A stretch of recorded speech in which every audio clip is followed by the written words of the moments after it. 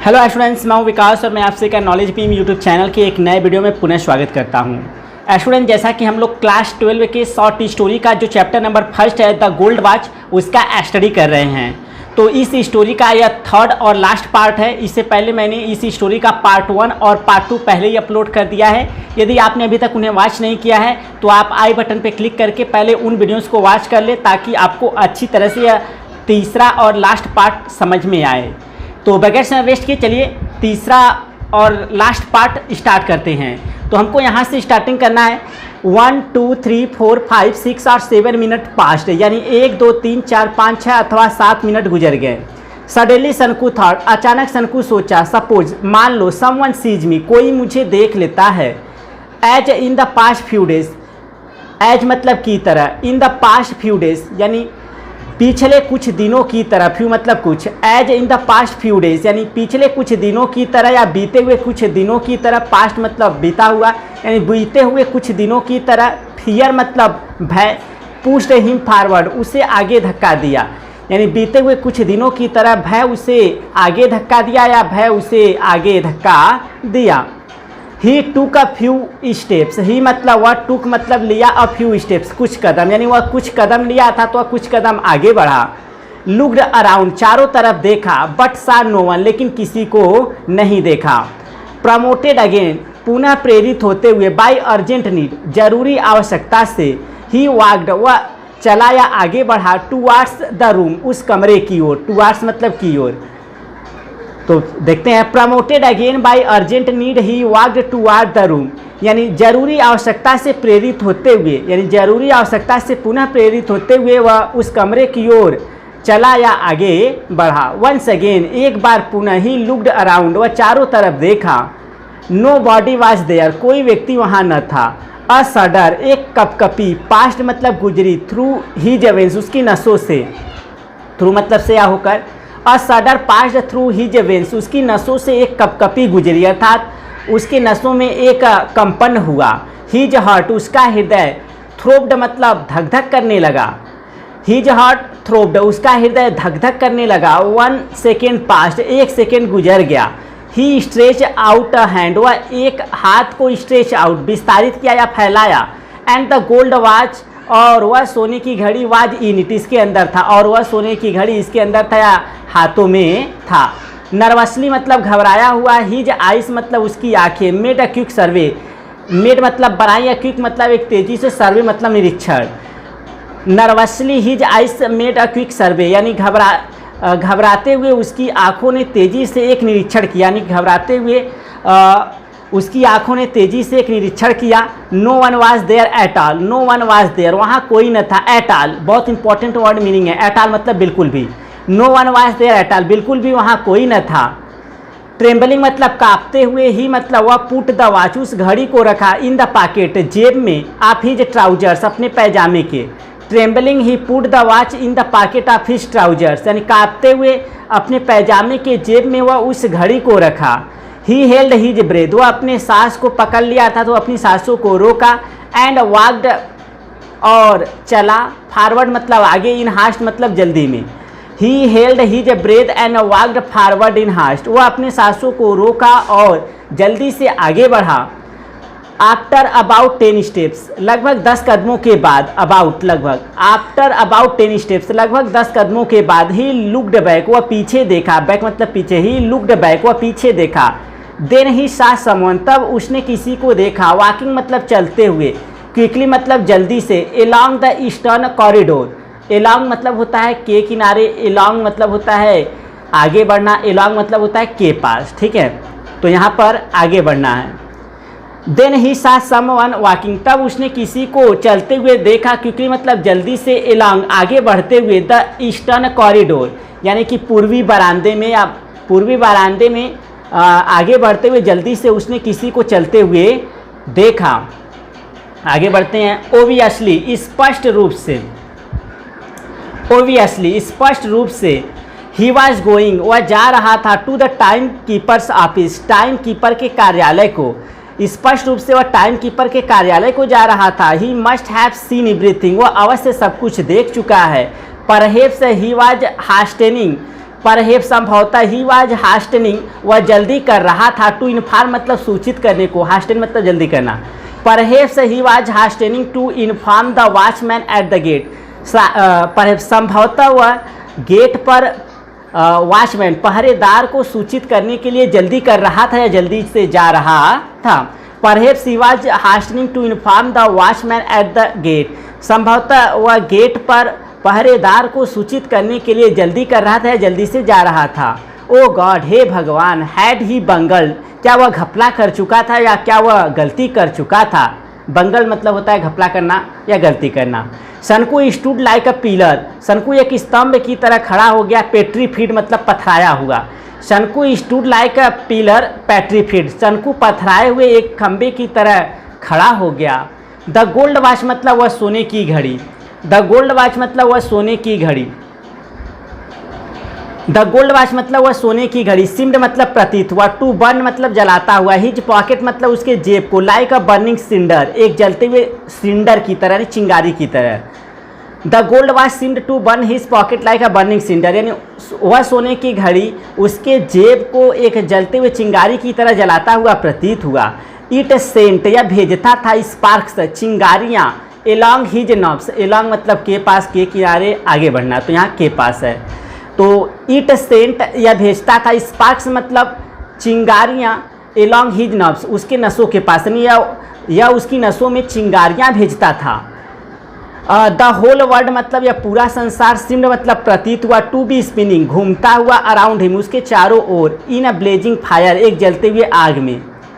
तो देखें, the whole world seem to be spinning around him in a blazing fire, यह पूरा संसार उसके चारों तरफ एक जलते हुए आग में घूमता हुआ प्रतीत हुआ। फ्लेम्स मतलब ज्वालाएं। अरोज मतलब उठती थी। From every particle of sand, रेत के प्रत्येक पार्टिकल से, यानी प्रत्येक कण से, यानी रेत के प्रत्येक कण से ज्वालाएं उठती थी। No shade of coolness anywhere, no shade of coolness यानी ठंडपन का छांव, एनीवेयर कहीं पर, नो मतलब नहीं। No shade of coolness anywhere, कहीं पर भी ठंड का छांव न था या कहीं पर भी ठंडी छांव न थी। एवरीथिंग वाज ऑन फायर, प्रत्येक चीज़ें आग पर, यानी प्रत्येक चीज़ें आग पर। बर्निंग बर्निंग यानी प्रत्येक चीज़ें आग पर जल रही थी, जल रही थी, यानी सारी चीज़ें जल रही थी, जल रही थी। आगे बढ़ते हैं। ब्रदर शंकु, भाई शंकु।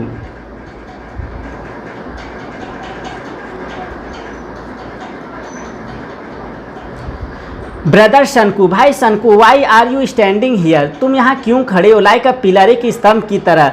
शंकु टर्न्ड, शंकु घुमा। विद स्टार्ट, और स्टार्ट मतलब अचानक। Brother Shanku, why are you standing here like a pillar, Shanku turned with start, यानी शंकु अचानक घुमा, अचानक घुमा। ब्रदर शंकु, भाई Shanku, why are you standing here, तुम यहाँ क्यों खड़े हो। लाइक अ पिलर, एक स्तंभ की तरह। शंकु टर्न्ड विद स्टार्ट, शंकु अचानक घुमा। एंड सा माधवन, और माधवन को देखा। स्टैंडिंग मतलब खड़ा हुआ। क्लोज बाई मतलब पास ही में, और पास ही में माधवन को खड़ा हुआ देखा। शंकु स्टम्बर्ड आउट, शंकु हकलाया या हकलाते हुए बोला। तो स्टम्बर्ड मतलब होता है हकलाना, ठीक है। तो शंकु स्टम्बर्ड आउट, शंकु हकलाया या हकलाते हुए बोला। नो रीजन, कोई कारण नहीं है। फॉर नथिंग, किसी भी चीज़ के लिए, यानी किसी भी चीज़ के लिए कोई वजह नहीं है, यानी कोई बात नहीं है। इसके बाद आगे बढ़ते हैं।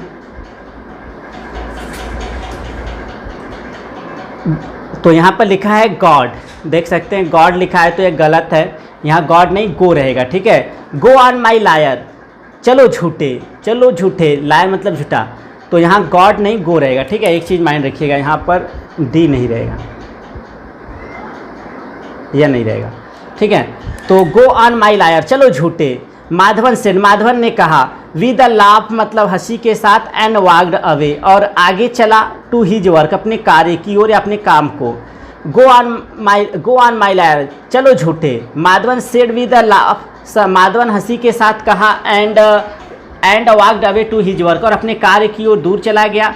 ही मतलब वह। ही मस्ट हैव गॉन, वह अवश्य जा चुका है। एंड रिपोर्टेड, और सूचित कर चुका है। द थिफ्ट मतलब चोरी, थिफ्ट मतलब चोरी होता है।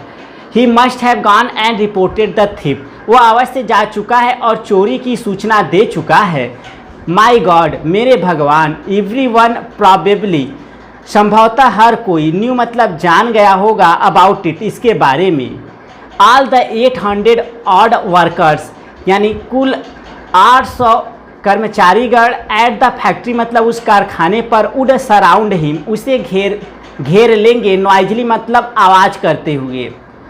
ही must have gone and reported the theft, वो अवश्य जा चुका है और चोरी की सूचना दे चुका है। माई गॉड मेरे भगवान, every one probably knew about it, संभवतः हर कोई इसके बारे में जान चुका है। All the 800 odd workers at the factory यानी पूरे 800 कर्मचारी एट द फैक्ट्री उस कारखाने के, यानी उस कारखाने के कुल 800 कर्मचारी वुड सराउंड हिम नॉइजली उसे आवाज़ करते हुए चारों तरफ से घेर लेंगे। They would look at him in scorn, वे उस पर स्कॉर्न में देखेंगे, स्कॉर्न मतलब घृणा। They would look at him, वे उस पर देखेंगे, इन स्कॉर्न मतलब घृणा, वे उसे घृणा में देखेंगे या वे उसे घृणा से देखेंगे। दे वुड ऑल रिमार्क, वे सभी टिप्पणी करेंगे, विद डिरीजन मतलब उपहास के साथ। They would all remark with derision thief thief, और वे सभी उपहास के साथ टिप्पणी करेंगे, चोर चोर। देन मतलब तब, ही वुड बी टेकन उसे ले जाया जाएगा, बिफोर द वाइट बॉस उस गोरे मालिक के पास या बॉस के पास, एंड रिप्रीमेंडेड और डांटा जाएगा या फटकारा जाएगा। हाउ स्टर्नली कितनी कठोरता से, ही वुड लुक वह देखेगा, एट हिम मतलब उस पर, कितनी कठोरता से वह उस पर देखेगा या कितनी कठोरता से वह उसे घूरेगा। सनको वुड श्योरली बी डिसमिस्ड, सनको को निश्चित रूप से बी डिसमिस्ड बर्खास्त कर दिया जाएगा। दैट फेलो वह साथी, वेके मतलब वेके, वह डिसमिस बर्खास्त कर दिया गया, जस्ट केवल, for taking an old umbrella केवल एक पुराना छाता लेने के लिए, यानी साथी वेके को केवल एक पुराना छाता लेने के लिए बर्खास्त कर दिया गया, यानी साथी वेके को केवल एक पुराना छाता ले जाने के लिए क्या कर दिया गया, बर्खास्त कर दिया गया। आगे बढ़ते हैं। A cold fear entered Sanku's heart, यानी एक ठंडा भय सनको के मन में प्रवेश किया, यानी सनको के मन में एक ठंडा भय प्रवेश किया, यानी कि उसके मन में एक भय हुआ। विच वाज चोक्ड, जो कि चोक मतलब होता है गला घोटना। Which was choked with depressing thoughts, जो कि निराशाजनक विचारों को, चोक्ड मतलब देखिए, a cold fear entered Sanku's heart, एक ठंडा भय सनको के मन में प्रवेश किया। Which was choked with depressing thoughts, जो कि निराशाजनक विचारों के साथ दम घोट रहा था या गला घोट रहा था। ठीक है, a cold fear entered Sanku's heart which was choked with depressing thoughts, यानी एक ठंडा भय सनको के मन में प्रवेश किया जो कि निराशाजनक विचारों से गले को घोटने लगा या दम घोटने लगा। द गॉड मतलब गॉड या रक्षक, वुड बी वेटिंग प्रतीक्षा कर रहा होगा, एट द इंट्रेंस मतलब प्रवेश द्वार। The God would be waiting at the entrance, यानी प्रवेश द्वार पर गॉड प्रतीक्षा कर रहा होगा। आप the time keepers office, time keeper के कार्यालय के, यानी टाइम कीपर के कार्यालय के प्रवेश द्वार पर गॉड प्रतीक्षा कर रहा होगा। ही वुड कैच हिम, उसे पकड़ लेगा। नो नहीं, दैट वे ले डेंजर, उस मार्ग में खतरा पड़ा है या उस मार्ग में खतरा है। ही वुड पुट वह रखेगा। दिस मतलब यह, बैक मतलब वापस, इन इट्स प्लेस इसके स्थान में या इसके स्थान पर। नो दैट वे ले इन डेंजर, इस मार्ग में खतरा पड़ा है। He would put this back in its place, वह इसे इसके स्थान पे वापस रखेगा। अ स्कार्चिंग सिंडर, एक जलाती हुई चिंगारी। दैट वाज बर्निंग हिम, जो उसे जला रही थी, एक जलती हुई चिंगारी जो कि उसे क्या कर रही थी, जला रही थी।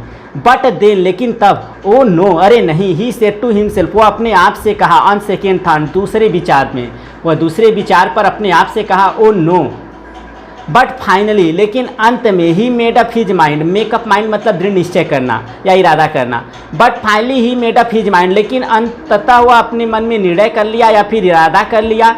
नो वन वाज देयर, कोई भी वहाँ न था, लेकिन अंततः वह अपने मन में दृढ़ निश्चय कर लिया या इरादा कर लिया। He was at the office room, वह उस ऑफिस के कमरे में था। द विंडो मतलब वह खिड़की, स्टिल मतलब अभी भी, रिमेन्ड मतलब रही, हाफ ओपन मतलब आधा खुली हुई। यानी the window still remained half open, वह खिड़की अभी भी आधा खुली हुई थी। सनकू मतलब सनकू, वह खिड़की अभी भी आधा खुली हुई थी। सनकू मतलब सनकू, लुक्ड अराउंड, सनकू चारों तरफ देखा। नो वन वाज देयर, वहाँ पर कोई भी न था। नो वन एट ऑल, बिल्कुल भी कोई न था। एट ऑल मतलब बिल्कुल भी कोई न था। ही टुक द गोल्ड वॉच, वह उस सोने की घड़ी को लिया। क्विकली मतलब जल्दी से, आउट ऑफ हिज पॉकेट्स, अपने जेब से बाहर, यानी वह जल्दी से उस सोने की घड़ी को अपने जेब से बाहर लिया, अर्थात बाहर निकाला। हिज हैंड ट्रेम्बल्ड, उसके हाथ कांपने लगे। लाइक मतलब जैसे, एन मतलब एक, एज पेन लिप, जैसे एक पीपल का पत्ती। तो his hand trembled like an aspen leaves, यानी उसके हाथ पीपल के एक पत्ती की तरह कांपने लगे। इसके बाद है ही प्रेजेंटली रिमेंबर्ड, वह इस समय, रिमेंबर्ड मतलब याद किया, प्रेजेंट मतलब वर्तमान या इस समय, वह इस समय याद किया हिज होम, अपने घर को, एंड हिज अनपेड डेब्ट्स, और अपने बगैर चुकाए हुए कर्जों को।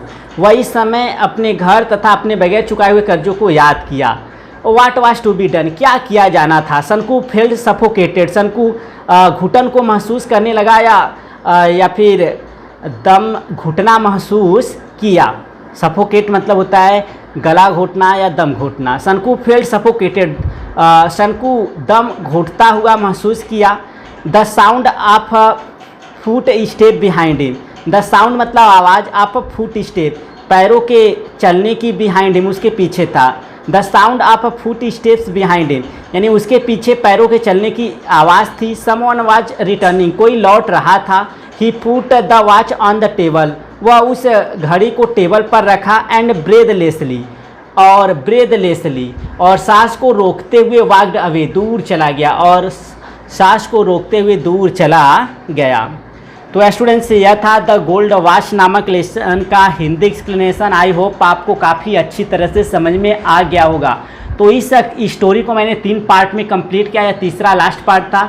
अगर आपको अच्छी तरह से स्टोरी समझ में आ गई है तो प्लीज़ वीडियो को लाइक ज़रूर कीजिएगा, क्योंकि इससे मुझे काफ़ी मोटिवेशन मिलता है आप लोगों के लिए डेली वीडियो प्रोड्यूस करने के लिए। तो प्लीज़ वीडियो को लाइक कीजिएगा और अपने उन फ्रेंड्स के साथ शेयर कीजिएगा जिनके लिए वीडियो यूजफुल हो सकता है। साथ ही साथ अगर हमारे चैनल पे पहली बार आए हैं तो प्लीज़ चैनल को सब्सक्राइब कीजिएगा और बेल आइकन को प्रेस करके नोटिफिकेशन को ऑन कर लीजिएगा, ताकि आप भी हमारे इस चैनल से जुड़ सके और आपको हमारे चैनल के वीडियोस की नोटिफिकेशन बराबर मिलती रहे। तो इस वीडियो में फिलहाल इतना ही। Thanks for watching.